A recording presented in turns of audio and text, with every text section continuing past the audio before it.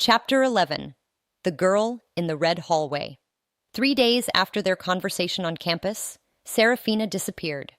No messages, no calls, no sightings around the university. Most people wouldn't have noticed. Adrian did immediately. Patterns mattered.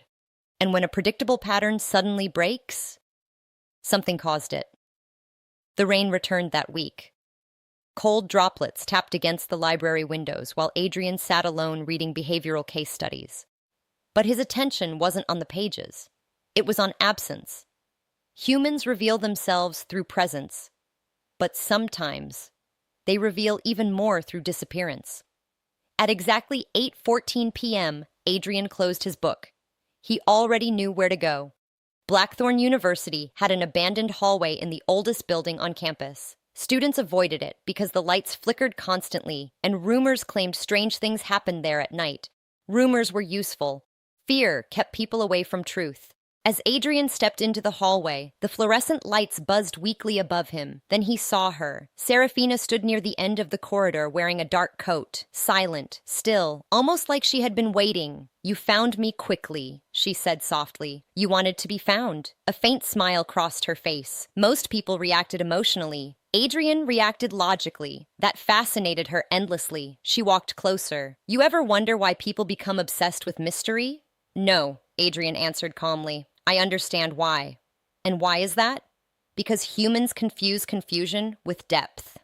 Serafina stopped walking. For a moment, her eyes narrowed. "You think I'm pretending?" "I think everyone is pretending." The hallway fell silent again. Then she laughed quietly. "You really do see the worst in people?" Adrian's expression never changed. "No," he said. "I just see what people hide." And somehow, that answer felt more intimate than flirting. Chapter 12. The Boy with No Fear. The next evening, Adrian noticed something unusual during class. A student named Lucas Mercer kept staring at him. Lucas was wealthy, athletic, popular, the type of man who built his personality around dominance. Men like Lucas relied on intimidation because they feared irrelevance. Adrian understood that instantly. After class ended, Lucas approached him directly. "You think you're better than everybody?" Adrian barely looked up. "No." "Then why do you act so superior?" "Observation isn't superiority," Lucas smirked aggressively. "You know Serafina talks about you constantly?" Adrian remained silent. That silence irritated Lucas more than insults would have. "You should be careful," Lucas continued. "People here don't like arrogant loners." Adrian finally met his eyes. "And insecure people don't like mirrors." The atmosphere changed immediately. Tension thickened the air. Lucas stepped closer. "You think you're hard to read?" "No," Adrian replied calmly. "I think you're easy to predict." That sentence hit harder than anger, because the worst thing you can do to an insecure person is make them feel ordinary. Lucas clenched his jaw. "You don't know anything about me." Adrian tilted his head slightly. "You grew up needing approval from a father who only respected strength. Now you perform confidence because weakness terrifies you." Lucas froze. Completely. Adrian saw it instantly. That microscopic pause, that involuntary shift in breathing.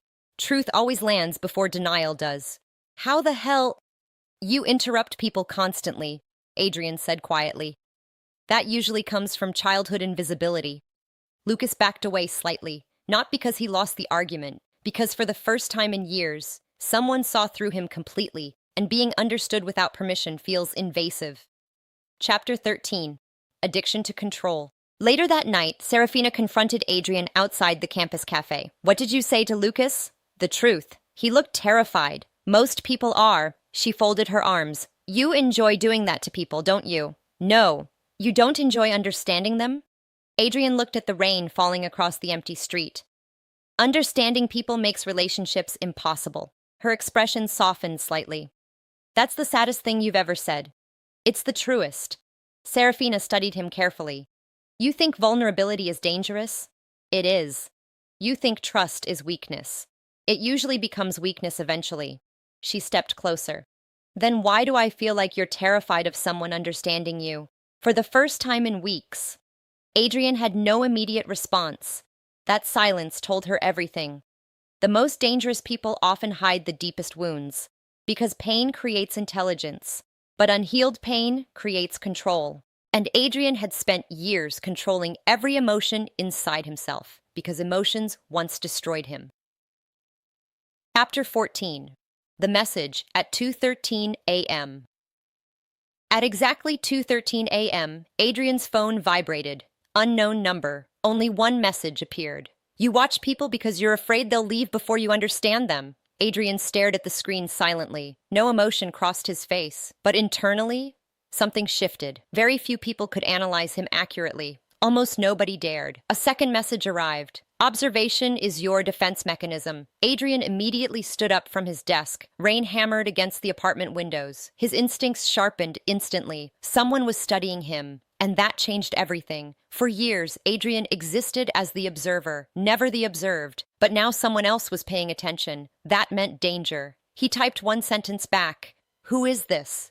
3 dots appeared, then disappeared. No response, only silence. And silence is where paranoia grows fastest. Chapter 15. The Psychology Professor. The next morning, Adrian entered behavioral analysis class unusually alert. Professor Elaine Ward stood at the front of the lecture hall writing something on the board. She was respected across the university. Brilliant, cold, uncomfortably perceptive. Students admired her intelligence. But Adrian noticed something darker. She enjoyed dismantling people psychologically. That made her dangerous. As class began, Professor Ward spoke calmly. Human beings reveal themselves unintentionally through behavioral leakage. Adrian's attention sharpened immediately. Micro-expressions, she continued, are involuntary emotional reactions lasting less than 1 second. The classroom remained silent. Then Professor Ward slowly turned toward Adrian. Mr. Vale, she said, would you agree that observation creates power? Every student looked toward him instantly. Adrian answered calmly. Power without restraint becomes manipulation. A small smile touched Professor Ward's lips. Interesting answer. But her eyes said something else entirely. Recognition, like she already understood him, and Adrian hated that feeling immediately. Chapter 16. The Woman Who Saw Too Much After Class. Professor Ward stopped Adrian before he could leave. You're different from the others, she said. That's not a compliment. No, she replied softly. It's a warning. Adrian remained silent. She walked slowly beside him through the empty hallway. You analyze people obsessively. Observation matters. Only to wounded people. That sentence hit harder than expected. Professor Ward continued calmly. Most emotionally detached individuals develop hyper-awareness after childhood instability. Adrian's expression darkened slightly. You think you understand me? I think, she said quietly. You learned psychology to prevent abandonment. For the first time in years, Adrian felt exposed, and exposure creates either connection or hostility. What do you want from me? He asked coldly. Professor Ward stopped walking. To see whether you become a psychologist? Her eyes locked onto his. Or something far worse. Chapter 17. Serafina's Secret.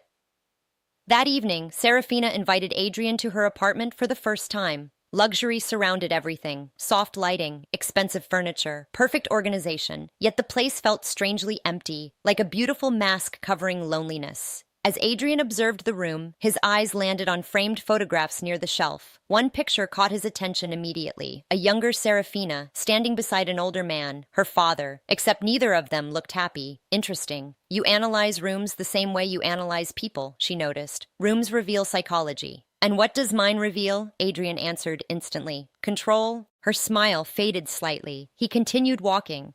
Everything here is carefully selected to project elegance and confidence. You say that like it's bad. It means authenticity makes you uncomfortable. The silence that followed felt sharp. Then Serafina quietly spoke. My father built this apartment. Adrian looked toward the photograph again. He controlled everything, she admitted softly. How I dressed, how I spoke, who I dated. That explained everything. People raised under control often become addicted to control themselves because trauma repeats through behavior. He taught me weakness gets punished, she continued. Adrian's voice lowered. And now you punish weakness in yourself. Her eyes widened slightly because he was right again, and being understood that deeply felt terrifyingly intimate. Chapter 18. Emotional Violence. Weeks passed.